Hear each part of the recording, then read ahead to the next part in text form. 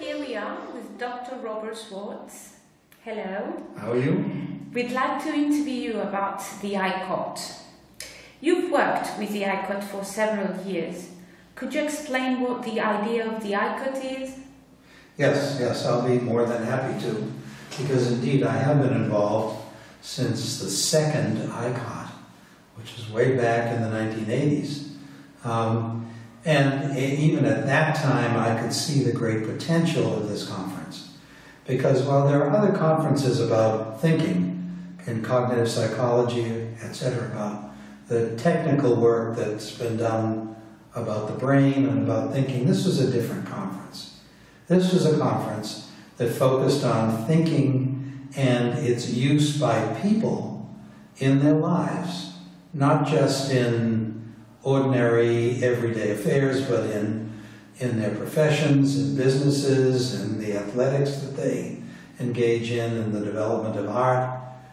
And the basic idea was that most people on this planet have a problem with thinking. They don't do thinking too well, and yet we have now ideas about how we can help manage that, about what good thinking involves, and how through education or through training in corporate settings we can help people to do more careful and better thinking. That aspect of the conference really spoke to me.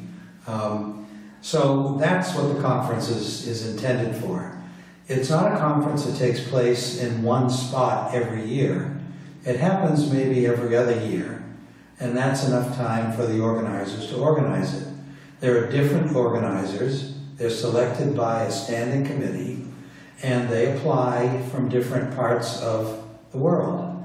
And the idea is to move the conference around and bring to communities that don't really have a chance to be exposed to what the leaders in this field have done and their ideas, to bring those ideas to these communities.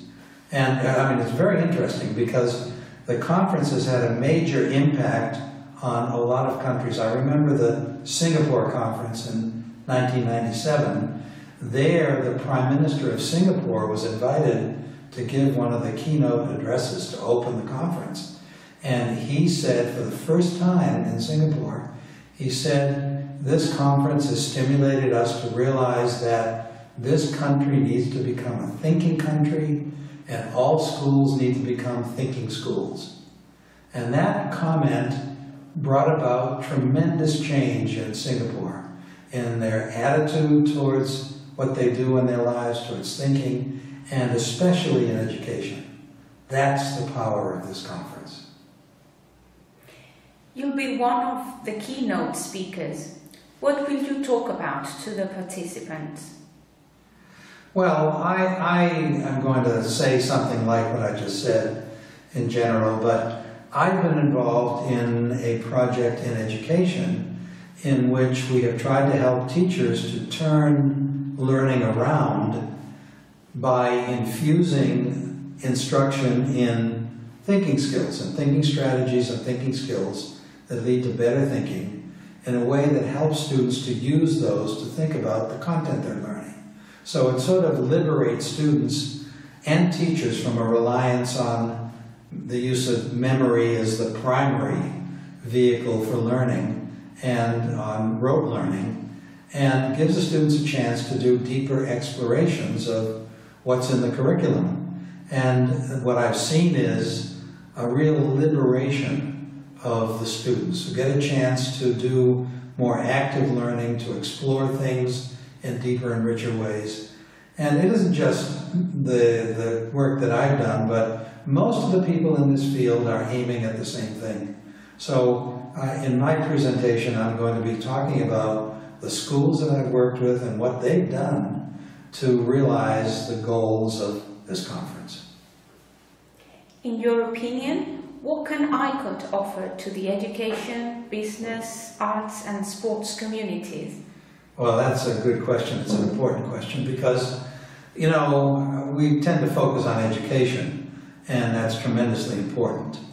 But there are communities of people, professionals, people who engage in athletics, artists who work on their own or with other artists, who, of course, produce good things, produce products, produce ideas, etc. And those all have to be based on thinking. They have to be based on good thinking.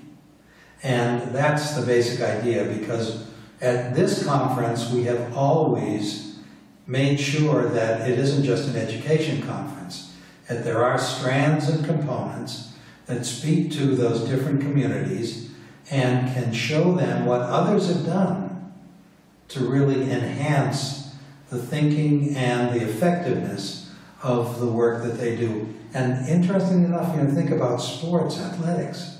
That applies to sports as well. A good athlete has to think about what he's doing. Not while he's doing it, but usually, you run through it in your head beforehand, you practice, and you change your practice in certain ways based on thinking about how to do what you're doing better. And it's the same is true in the arts. In the arts, we have a lot of inspiration, the use of imagination, and people use good imaginative and creative thinking to come up with wonderful ways of expressing their ideas.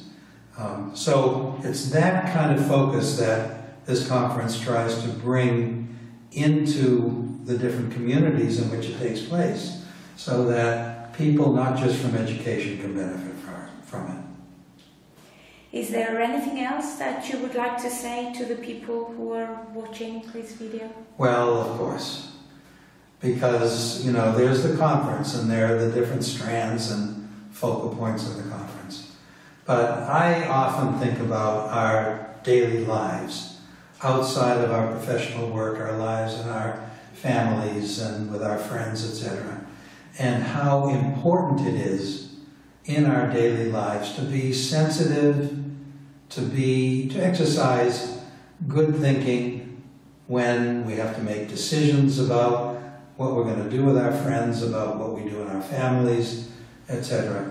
And that to me, that means nobody is immune from the need to really improve the way they think.